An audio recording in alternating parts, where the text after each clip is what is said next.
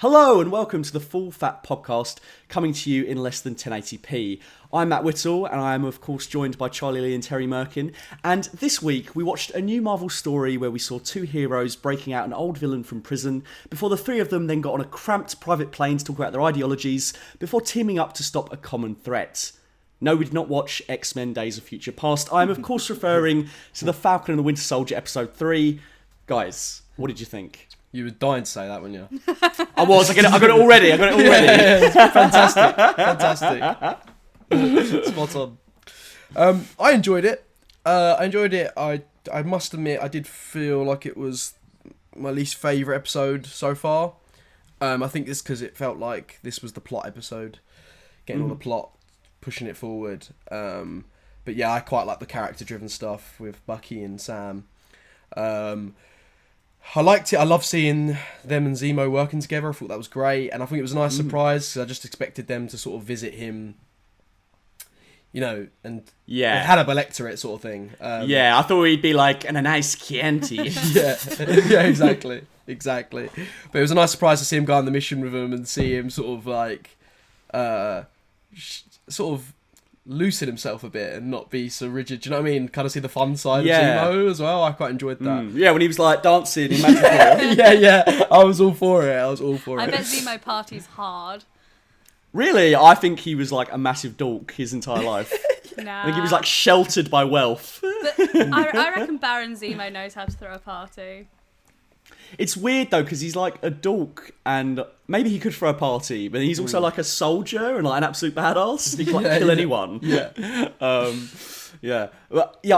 did really enjoy it. I think it's definitely held a certain standard of quality set by the first two episodes. I do agree with Charlie. I think it was the weakest episode of the three, but I think that's more to do with the fact that the first two episodes were so character driven, whereas I feel like this episode was more plot driven. It was very much about like moving all the pieces on the board. You know, we got Zemo now with Sam and Bucky part of the team. Now they're off somewhere. You know, we see what John Walker and Hoskins are doing, and now obviously we've brought in Sharon Carter. Definitely felt like, and also we were learning a lot of breadcrumbs, weren't we? Like we now know that Isaiah's blood was used to create super soldiers from the CIA, which is very interesting. And again, I'm wondering how John Walker's going to tie into this. I saw a rumour that potentially maybe he's made the Flag Smashers in the first place by experimenting on them or wanting to get super soldier serum.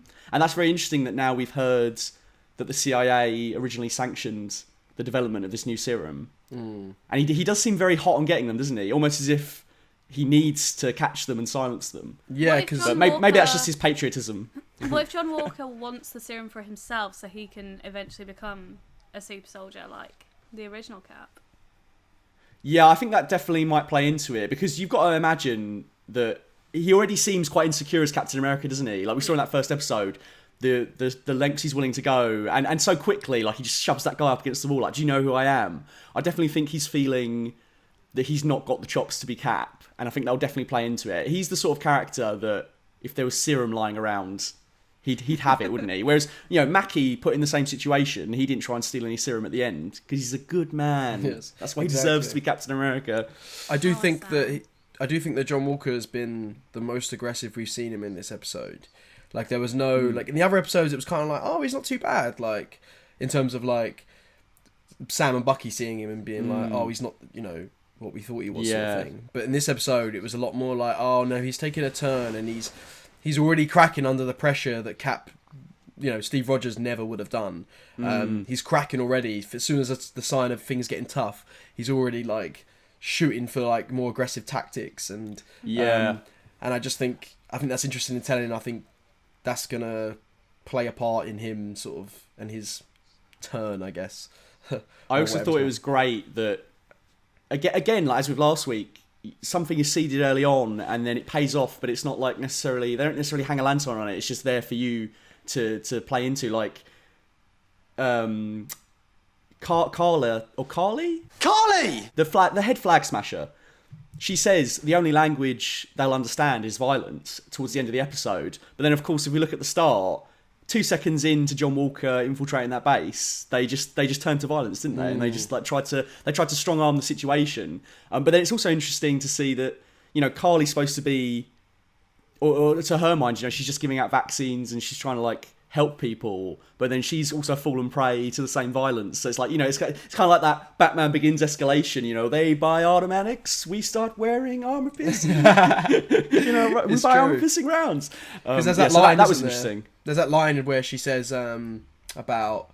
He's like, oh, there's innocent people in that building, and she's like, well, this is the only language that they speak, sort of thing. Like this violence essentially blowing them up, and I was like, damn. That's kind of hypocritical. But yeah, I thought that was interesting. Yeah. No, definitely. I'm struggling with this episode to see like how it's in the middle, like how we're at the midpoint now. We're halfway through exactly. We've had our 3 episodes. We've got 3 episodes left, and I'm struggling to see. I keep forgetting we only have 6 episodes. I keep thinking we've got 8, like WandaVision. Yeah. 9. How many did we have of those? We had 9 with We had WandaVision. 9. So yeah. So I keep thinking we have more. But now I'm concerned that we're not going to get it all in the next 3 episodes. Oh, really? I think it's natural to feel that way when you reach the midpoint of any TV show. I feel like I'm in because, therapy. It's natural to feel that way. It's natural to feel that way. But yeah, like I think every single week, if you actually look back on it, loads of stuff has been happening. We've been getting very meaty episodes, and even though like I'd say this episode is the weakest, like we've had a lot of plot and we found out a lot of things. Definitely. Yeah. Particularly like with a character like Sharon Carter. I think they've added so much more thrust to her. I think she's the best she's ever been. Always been a bit one note in the Captain America movies. You always got the feeling that they dropped her in because the comics said so. Do you know what I mean? Like, oh, Sharon Carter, she's in Captain America 100%. canon. Yeah, but like they never really had a substantiated reason for her to be in the movies. But I also love that now, the fact that she stole the wings and the shield and gave them to the Avengers for the airport battle, that was such like a throwaway moment. But now we've learned, oh, that's got so much weight to it because it actually ruined her life. Like she went from S.H.I.E.L.D. to CIA to now nothing, and she's hiding out in Madripoor. But also it's made her characterization so much more interesting. I like that she's a bit more like willing to be like, oh, the Stars and Stripes are bullshit. Superheroes are hypocritical. Look at how it's destroyed everything that I cared for. And just because Sam still has the values of Captain America doesn't mean that she's just going to buy into them. Exactly. Yeah. But then at the same time, I love that he doesn't try and get anything out of her. He just says, I'm going to help you. And then for her to not trust it, and then to him then say, okay, fine, we'll call it a deal. But he doesn't care about it being a deal. He's becoming more and more like the captain that Steve Rogers was. 100%. I couldn't agree more. I do like that she's more more cynical in this, and like I think it makes it more interesting that she's questioning things more with the country. But like you said, I 100% agree with the Steve Rogers comparison with Sam. And all I kept thinking was even down to when they're trying to go undercover and he's sucking it. Like that's what Steve Rogers like, and it's like I feel like maybe that was purposely put in, like him sort of sucking being undercover, and then him making a decision with her to like it was very Cap. He was very very Captain America in this episode. And I really enjoyed that. That's interesting you say that, because I remember on the commentary for The Winter Soldier, the Russos said, that scene where Cap says like the price of freedom is always high, and he's on the tannoy basically to all of S.H.I.E.L.D. So all of S.H.I.E.L.D. and all of Hydra can hear him. Yeah. They said that the reason why they did that is because Captain America isn't someone that traditionally stealths a situation. Do you know what I mean? Like, he does those sorts of things at the start of the movie because he's a part of S.H.I.E.L.D. But now, when he gets a chance to stand as his own person, he's not about that. He's not about tricking. He's not about going under the radar. He's about coming out of his intentions and being like, this is how it is. If you want to stand with me, stand with me. I just think that it touches on what you said of like, he doesn't sneak around. He's not going to be good at it. And that's, again, why he's picked him, I guess. Exactly. You're not good at stealth. You're very open and honest. Yeah, you'll work. Yeah. You'll be useless undercover. You can be Captain America. Let Bucky do all that stuff. Captain America right now. I've shield deliberately. Why don't you lift it up and show the people? I don't think I've ever gotten it out on video. It's true. It's heavy. Yeah. It is very heavy. Do you want to turn it around? It's got little handles. You made that in school. You can see my struggle as I hold it up. Yeah, you gotta be super soldier to carry it. I made that in school in I think it was year 11. It was like my final art project. So Mr. Scott, if you're watching, I still kept the shield. Don't worry. I must admit as well, it is made of vibranium. Like we have hit it with some with a lot of things. And We it have is- tested it, haven't we? we have tested it, and it is done a fine job. It's pretty sturdy. Tested it Yeah. with. We've What- got tried to punch it. We fired like BB at it. Like we've done all sorts. Yeah, we whacked it with like a pole. Oh, we've done loads Yeah. of shit. Yeah. yeah. It is pretty sturdy. What is it made of? Vibranium. Yeah. Anyway, you know what? I actually that makes me think that one of my criticisms of the episode is that I don't think there was any sort of like killer set pieces like we got in Yes. episode 1 and 2. I agree. No, we had Although some having shipping containers that exploded, but I think that's as big as it got, wasn't it? Yeah, and also the geography of that set piece wasn't great. Do you know what I mean? I felt like it was very deliberately like they had about 3 containers and they were just walking down the same like corridors essentially. Do you know what I mean? Like it was very much like But we did get a Made lot that of way. locations. We got the prison, we went to the city, which was that's very like it made me think of like Coruscant, like if that makes sense. That the lawless city. I'm scared Very to pronounce Blade it Runner, wrong, so you very say John it Wick. first. yes. A bit like the Coruscant in the start of Attack of the Clones. Yes, When they're trying to yeah, get yeah. Zamzil. Yeah, I see what you're saying, yeah. Yeah. That's What kind of what it made me Madripoor... think of. Madripoor. That's Madripoor is actually a place that's commonly associated with Wolverine. Because I think it's in a Wolverine comic where it's first visited.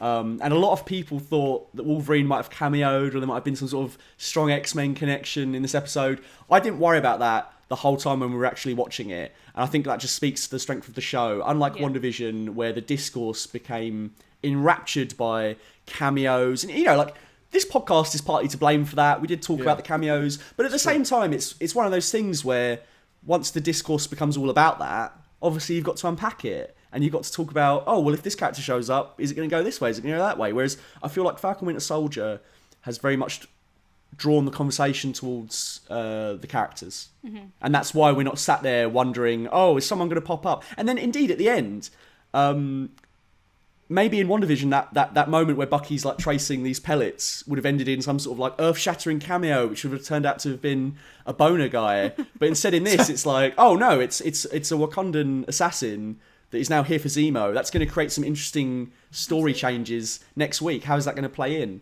I think that was Rather than nice. just being like, oh, there's Quicksilver. 2 episodes later, they're dropped. It's true. And I think it was a nice setup because obviously he spent all that time in Wakanda, so he would know that's how they would set up things to like get them to communicate, sort of thing. With him. Yeah. And And it's yeah. a nice reminder to be like, here's all these terrible things Zemo did. Because after a few years have passed and you haven't seen Civil War in a little while, do you know what I mean? You're just like, do you know what I mean? You need a refresher of like, yeah, now I think about it, I can see why Wakanda's coming after him. I true. forgot he killed the dad. I forgot he blew up the UN. Yeah, it's true. I keep thinking as well, like, this whole episode reminded me, I don't know why I forgot, but that, like, Zemo is actually, like, one of the best villains in the MCU, and I think he doesn't get enough credit.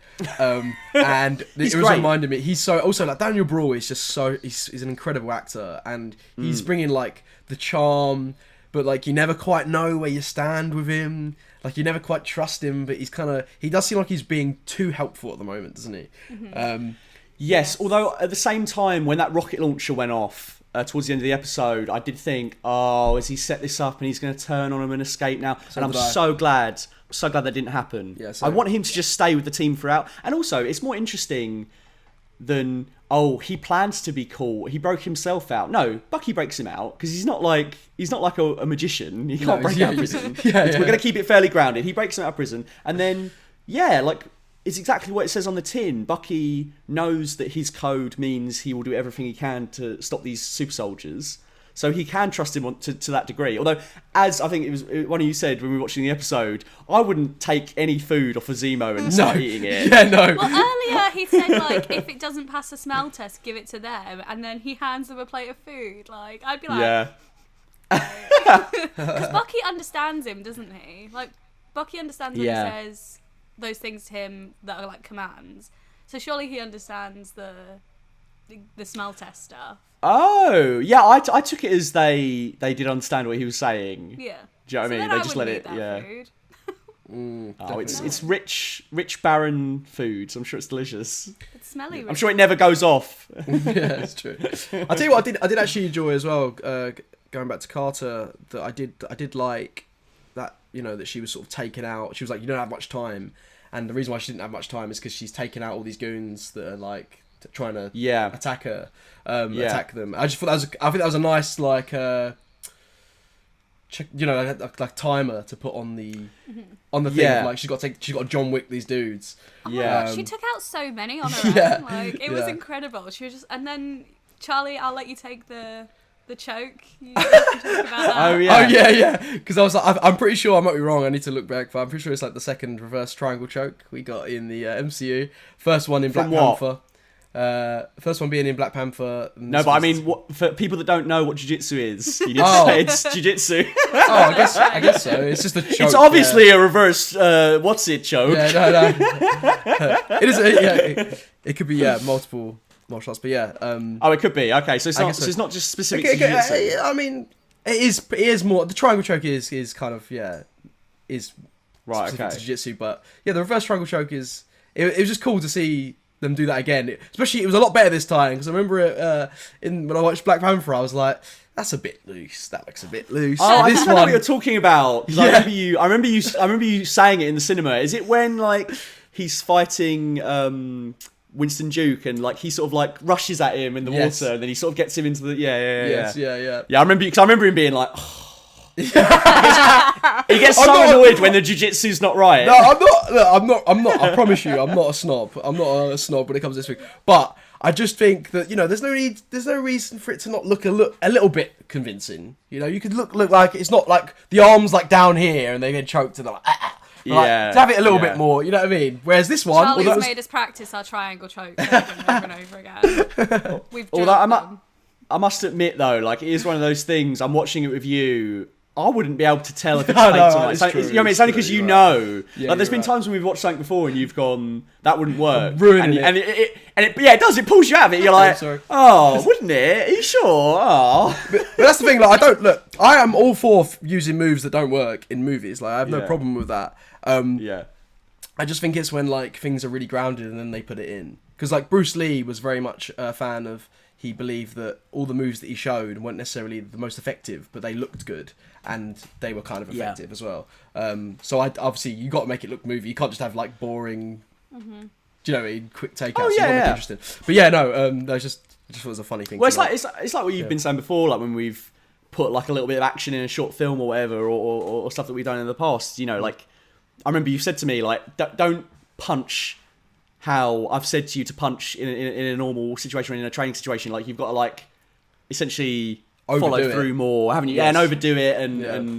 and everything's kind of like that little bit more exaggerated, isn't it? Exactly, yeah. Because the And it's camera funny doesn't 'cause, pick like- it up. It's weird, right? Yeah, because you could throw something like a jab or something how you're supposed to, and then play it back on the camera, and it just looks like absolute shit. And then Yeah, you it's can true. exaggerate it, and you get the other person to. It is really two to tango, isn't it? Because if the other person doesn't throw themselves or react in the right way, it doesn't matter how good you've thrown the movie punch, it won't work. 100%. It's true. It's weird. And it used to make me laugh. Like, I remember I used to read articles back in the day about people talking about Bruce Lee on set, and they would say, he would punch so fast on the camera that they told him to slow down. And it's kind of like, well, anyone can kind of do that. Like, anyone who punches properly, like, it's too fast for the camera. You know what I mean? Like, you have to slow it down a Yeah. little bit or kind of exaggerate it. Yeah. But yeah, no. Which you saying all that reminds me of the whoever was on costume design for Zemo. We need to really look these things Oh up my before we God, do the yes. podcast. Well, not only was it a great look, but also I just love that Daniel Bruhl. He's a fine actor, but he's not a martial artist, and you can tell that from the prison scene where he takes out that guy. Like it's shot very choppy to sort of disguise that fact. But then as soon as he puts the mask on, he turns into Baron Wick, doesn't he? Yeah, He's yeah. just like, boom, boom, boom, boom, like- Yeah. But it's clever because as soon as you put the mask on, you can use a stunt double very easily. Yeah. Makes He's total such a sense. great character. I'm so glad fantastic. I'm so glad he's in this story and that he's teaming up with them and that we're getting to see more of his code and they've made him more comic accurate now, haven't they? Yes. Not that that stuff Yeah. necessarily matters. I actually As, really like in Civil War that he's just a guy. I initially thought that Zemo was a bit of a strange choice to put into this because I'm really sorry to say this. I know you love Civil War very much, but I just didn't really remember Zemo too much. He just wasn't in like the foreground of my mind as like the biggest villains, if that makes sense. It could because he plays a lot behind the scenes. No, that's interesting. That's So I could understand that. So when yeah. initially it was Zemo, I was like, Zemo? So then I obviously I please don't call me a non-fan. Zemo. I get that I had because to it's... go and look, and I thought it was a very strange choice, but I'm actually really digging it. I'm really loving it. I'm enjoying the Zemo. So you think this has been better Zemo than what we got before? Yes, I think before Zemo Really? wasn't so memorable to your everyday person. I think that's really interesting from your perspective, because when me and Charlie watched it, I think the difference for us and why we liked him more. I mean, Charlie, stop me if I'm wrong. Yeah. I'm just reading your mind right now. Yeah, is a lot of the trailers were composed to sort of play up the Civil War nature, and we got this airport, everyone's going at each other, and we were always told that Daniel Bruhl was going to be in it as Zemo, but his role in the movie was not marketed very much. I remember there was like a couple of images of him sat talking to Bucky, and I was like, how is he going to factor in? And then the actual movie, he's guiding all of the events. He's a fantastic character. He's got brilliant motivations, and then of course what he actually does sets off a chain of events. That is still being felt in Falcon Winter Soldier today. And I always was excited for him to come back. I mean, Charlie, I don't know if you kind of feel... Get up my man, bro. Get up my man. Yeah, no, I do. And I think as well, like, I think he's in one of the best third acts of an MCU movie, in terms of, I think that third act of Civil War is so good, and I think he's the reason for that.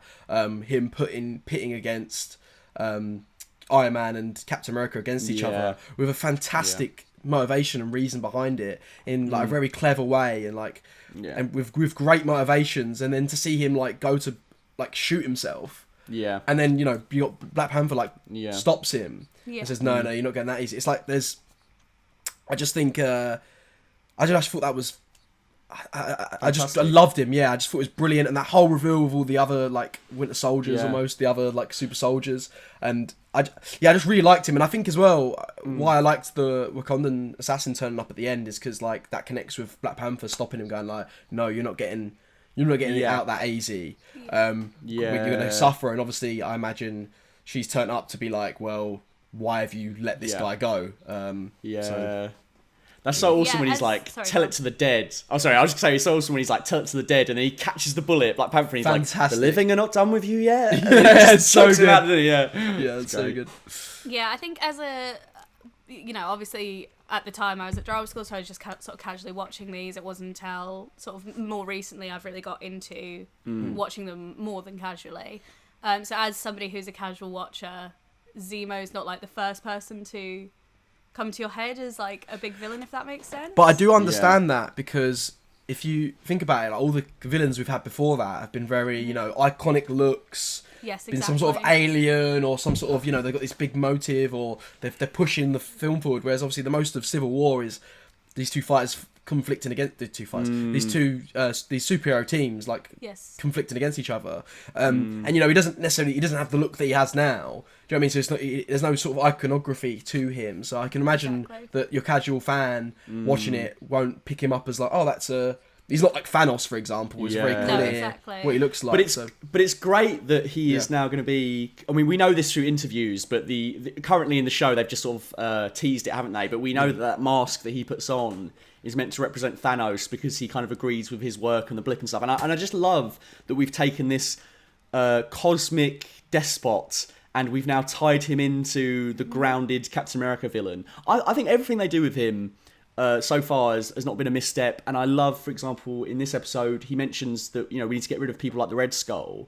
And I think that just sort of shows that he's the perfect Captain America villain for this time period. Like, Red Skull's perfect for the 40s, where it's all about like greatest generation, American exceptionalism, let's squash the Nazis, let's beat evil.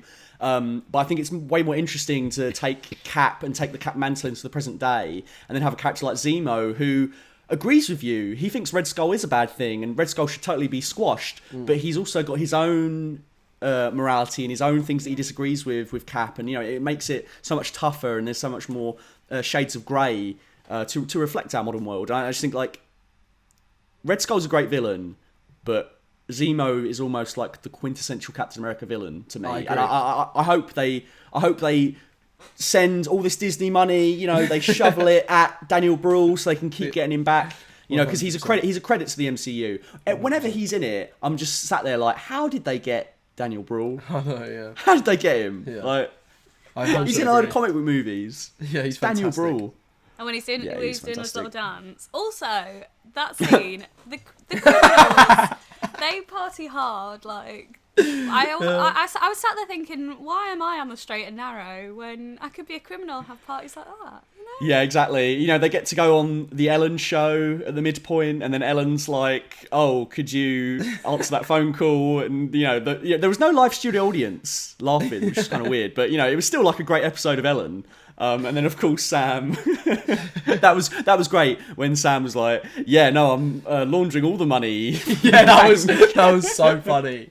That was so funny. Again, go back to like Steve Rogers. Like that's exactly I feel like something Steve Rogers would be like. Like there's an innocence to them because you know, like you said, they're very honest people. They can't lie. They struggle to lie, and I think that. But he also brings that Mackie charm to it because I feel like the way he delivered it and the way he was lying about things, like it's very Falcon. Yes, and that's what I love about it. He's his own, but he's his own person, his own character, and he's got his own benefits to being Captain America himself. Like just on his own, and then you have, you know, the fact that he's been influenced or. You know, seeing Steve Rogers work in action, and both Bucky and Sam they've taken a part of Steve Rogers into what they do next, and I just think there's something so like great about that. They see him as almost like their tutor sort of thing. It's like they're moving in separate directions because, as Sharon Carter points out, Bucky believes in the Stars and Stripes. He believes in the American values that are tied to the Shield. He believes in the inherent goodness of the Shield. But he's also someone who's done all these terrible things and has been fucked over by governments all over the world numerous times. And then you've got Sam, who's someone who is... He is what Cap is supposed to be, but then he's starting to see all of these problems and see all of the reasons why he was right to not only reject the Shield, but in his own words, potentially destroy it. I thought that was fantastic. Exactly. I agree. And also now to hear from Bucky that he's like, well, maybe I'll take up the Shield. No, exactly. At the end. Yeah. No, what were you going to say, Joe? We've got a minute left. Oh, we've got less than a minute left. In which case, those of you watching at home, get ready for a jump cut. Wow. Seamless. No one noticed the cut at all. It was seamless. Segue into talking about more Zemo, if you guys want. I don't want to after that joke. Seamless. There was one thing that I keep thinking about. Like whilst I was saying it, I was like, I actually think I might have said the wrong fucking move.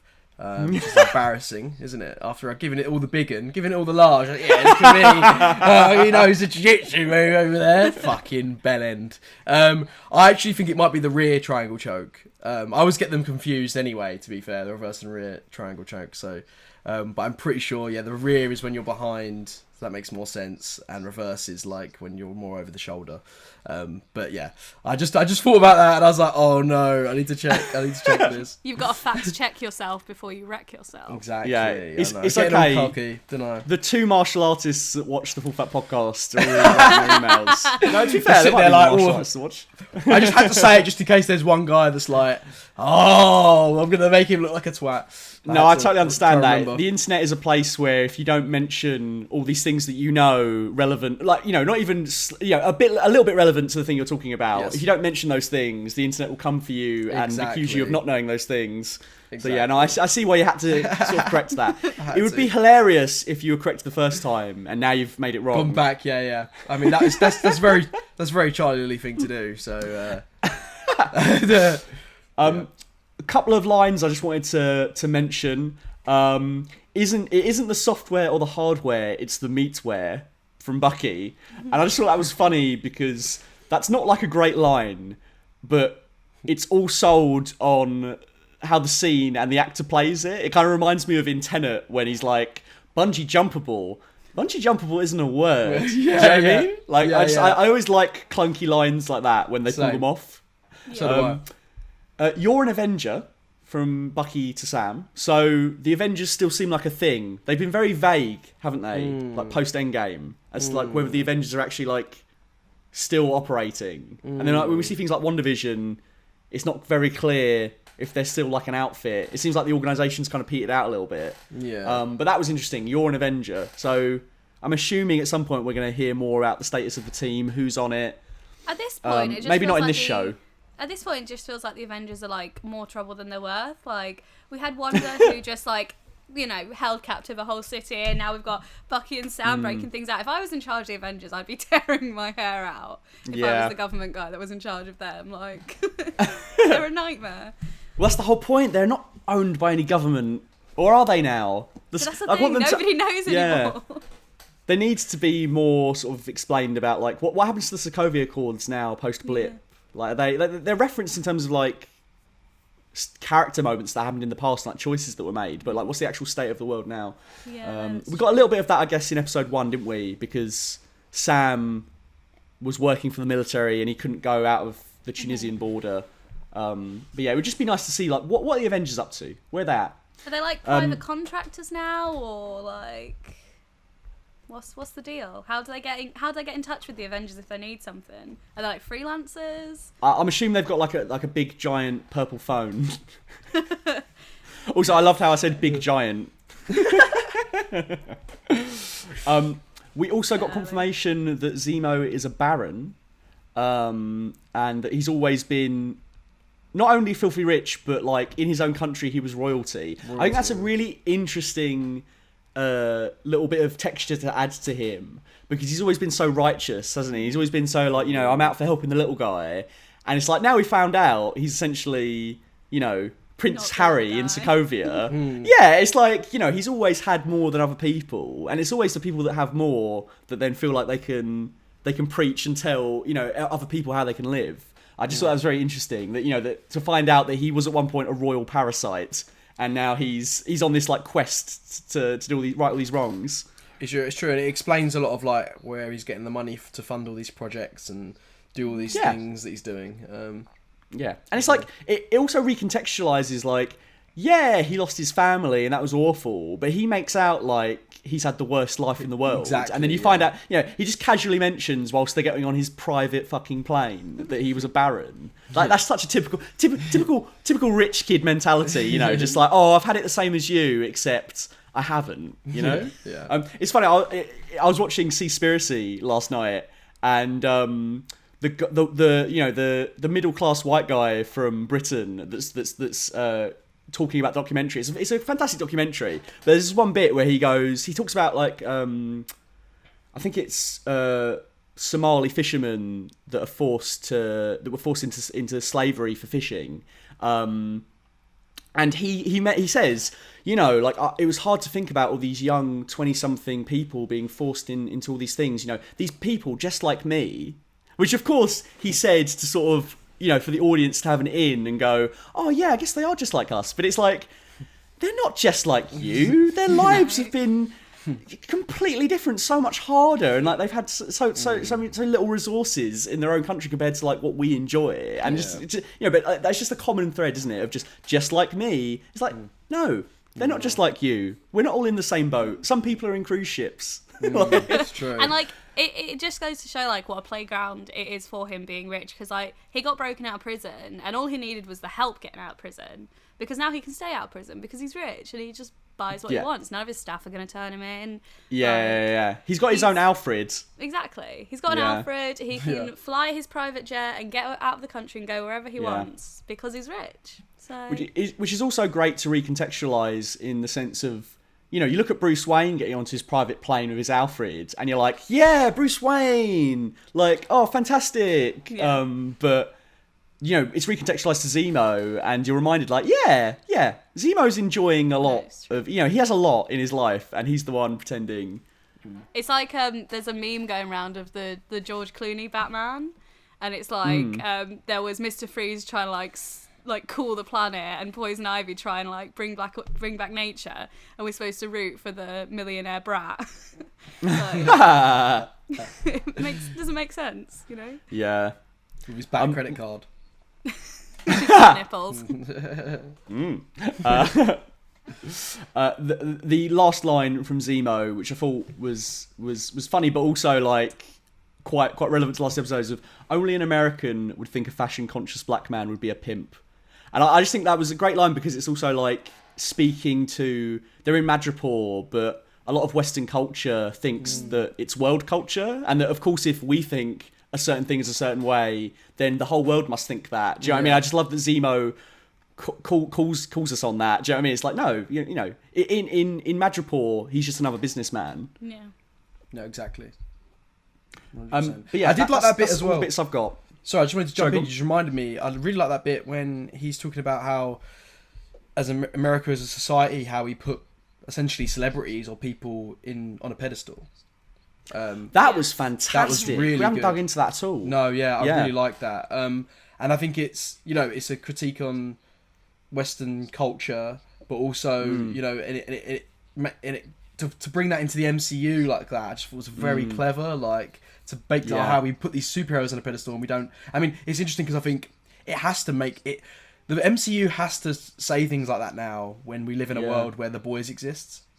Do you see what I'm saying? Like it has to because it can't just be these guys are great all the time and we don't ever question them, because this show is showing that, you know, that's never going to happen in the real world if superheroes existed, kind of thing. And we do put them on a pedestal because we watch time and time again these heroes do morally ambiguous things, and we're like, oh well, we trust that they did the right thing because it's Captain America. We trust that Steve Rogers is going to do the right thing, and it might not be the right thing, but we're going to go along with it anyway. You know. So. Yeah, it's that thing, isn't it, of like, particularly Civil War does a great job of that. When Tony Stark meets Miriam in that corridor after he's given that talk at the university, and she's just like, you know, my son died. You don't think about the cost for the little people because you're too busy dealing with the whole pie and Thanos and all these crazy things. But it's like, you know, you're destroying homes and lives. Yeah. That was a great moment, and I do think it's interesting what you were saying, Charlie, about like linking celebrity culture in our world to the kind of like superhero culture in the MCU, because in that world they are essentially like the biggest celebrities, aren't they? 100%. It's like if Mark Zuckerberg was also literally saving the universe, I think people would like him a lot more, wouldn't they? Yeah, and that's true. the equivalent. It's like Tony yeah. Stark he's Mark Zuckerberg. He's a billionaire, but he also saves the world. So you know, in that universe, people give him more of a free pass, and he's actually a legitimate hero. So it is interesting sort of for Zemo to say like, yeah, no, they might do these things, but that doesn't mean you should trust everything they say, and that they should dissolve into the icons that they are. Absolutely. Exactly. I've waited this long to see you up close, Captain America, and now that I see there's a little bit of green in the blue of your eye. You know, it's all that. It's all that. Line. Yeah. Fantastic line. Do you guys have any other thoughts on the ep before we trail off? I have one last thought, which is kind of a segue. Oh, okay, lovely, So- fantastic. Do it. You don't have to do it. I'm going to do it for you. So what we were saying earlier about like the flag smashers and how, you know, they've discovered this new language of violence because it's the only thing that people listen to.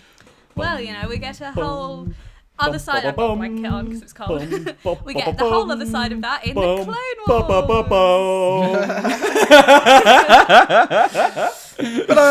That was the best segue we've ever done.